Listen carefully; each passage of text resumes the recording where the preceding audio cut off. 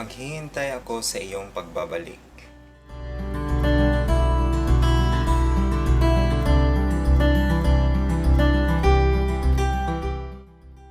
Itago na lang ko sa pangan nga Ari o NBSB ko. BSHM student sa secret pero naundang ko karon tungod sa kawadon. Bitaw oy sige manggod kog pabuyag sa una, laag diri og didto, layat diri og didto, bunal diri og didto, maunang gipaundang. Pero grabe pud kog pagmahay. Nagsugod ang tanan dihang nagsugod ang klase. Bisag nag-start ng klase, daghan pa gihapon ang nagpa-enroll og usa na ko ato. Kani daging mag-unya-unya. Fast forward. Manan akong enroll og lagi kay new environment, kusog kaayo mangita gwapo, crush diri og didto. Pero usa ra jud ka tawo akong nauyunan. Maingon tang love at first sight. Taguan lang nato sa ngan nga MK. Bag lang. Kani siya nga klase sa laki kay buutan, bright pa jud, maka-intimidate iyang presence. Pero ingon pa sa akong mga classmate nga bayot daw siya labi na pag high school time niya.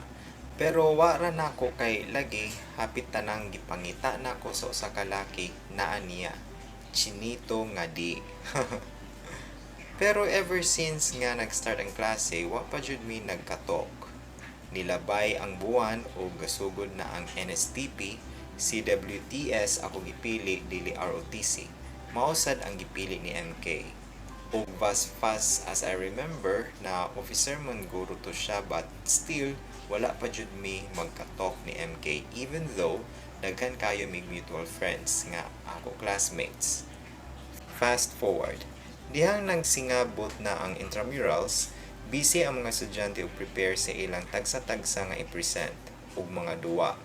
Ako taon nga way nahibaw-an nga sports, pamanteras mga nangag o labaw sunod-sunod ni MK. Niabot ang adlaw sa intramurals. Diya sa naabot ang time nga nag-talk me like, hi, hello. Ako pud taon gamay kaayo kalipay, didto na nagsugod ang tanan. Nangayo kog number ni MK sa among mutual friend. Nag-text na mi. Short convo lang sa.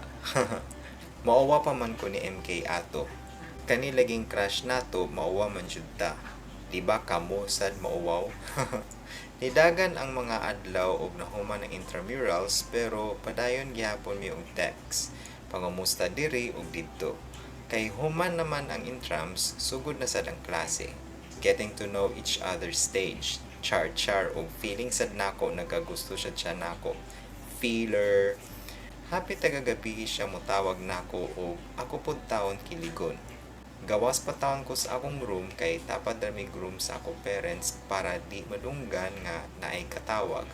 Naay gabi nga ni confess ko sa akong feelings diha kaniya. Ako jud ang gauna-una og same sa di ay me. Gusto na mo ang usag-usa. Fast forward. Nagsabot mi nga magkita. Moadto daw siya sa amo. Pagkaugma ana kay NSTP, then nagkita mi pero di kayo magtagad. Senyas-senyas lang. Pero ni text si MK nako na di daw siya makadayon og adto sa amo kay practice. Usa man siya sa member sa ilang choir. Ako pud tawo na disappoint gamay kay lagi okay na tanan, wala silang mama. Nang luod gamay. Pagkahapon ana ni text bitaw si MK nga mudayon siya o padung na siya. Ako pud tawo naratol kay wa pay ligo. Ako siyang gisugat og uwaw-uwaw pa kuno. Dito miss auntie nako nga balay kay lagi nang lakaw tanan. Tabi diri og didto. Nangaon mi MK kay lagi estudyante pa, gamay ra jud ang sudan nga ako gipalit igo rasad namo. Pagkagabi ana, decide siya nga matug sa amo. So ning sad ko, humana mong tabi-tabi, naka-decide nga matug. Niatubang ko niya og siya pod. Nikis bitaw na siya nako og ako sad na tintal ni baw sad. Mao to na ay joy nahitabo na mo ni MK. That time, feel nako na siya na. Pagkakadlawon ana, gihatod nako siya sa kalsada o gipasakay og bus para makaulig siya since moabot sad ako parents ug auntie that day. Fast forward. Padayon gyapon ang among communication ni MK. Night time na siyas project sa English nga they should make an original short story. Ako pud nga ibog kaayo niya, himo pud tawon. Other Side of the Door, title sa story. Naabot na ang time na ako gihatag niya ang project. Happy ko kay nakatabang ko niya bisag gamay. Nindot kaayo eskwela everyday. Ganahan ko na Monday na para magkakita na sad mi. Di makumpleto akong adlaw ato kung di ko kita niya. Adlaw, simana, bulan ang nilabay, nagka-cold na siya nako. Di na kayo mo text og naabot ang time, wa na jud bisan GM. Maoy pud taon ko gamay. Fast forward. Nakabalita na lang ko na naadi ay siya'y lain ka char-char. Samot gamaoy na sad ko. Ang nakasakit kay wa pa jud ko kay bao unsay rason ngano kalitra siyang biyak. Gianfriend nako siya. Nakadungog pa kog tabi-tabi nga ipa-guidance daw ko kay nangilog kog uyab.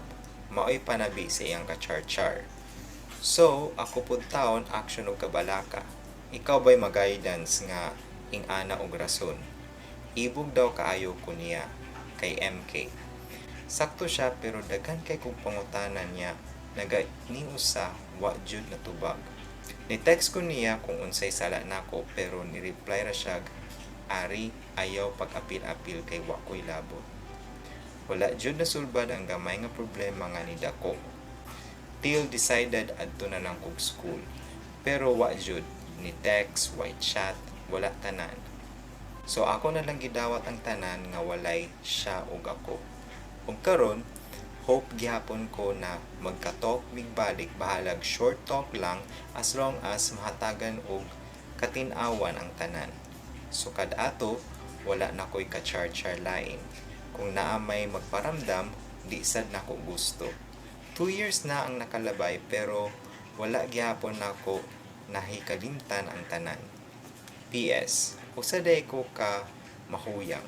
Sorry wa ko nagpahibaw daan kay kabaw ko way mo basa labi nag usara kasakop sa LGBT o nonsense ra. O karon naaman gani nga mga laki or even maya nga musud anang butanga hunahunaa pud taon ninyo nga di lalim pasakitan o biyaan kas imong hinigugma nga way igong rason. Og ikaw MK, by the way si MK di ay kay maya na. Hinaot ko nga malipayon ka kung unsa ug asa karon gibutang sa atong Ginoo. Salamat sa tanan. Diri na lang kutob. Salamat sa pagbasa. God bless. CTU, Associate in Hospitality Management.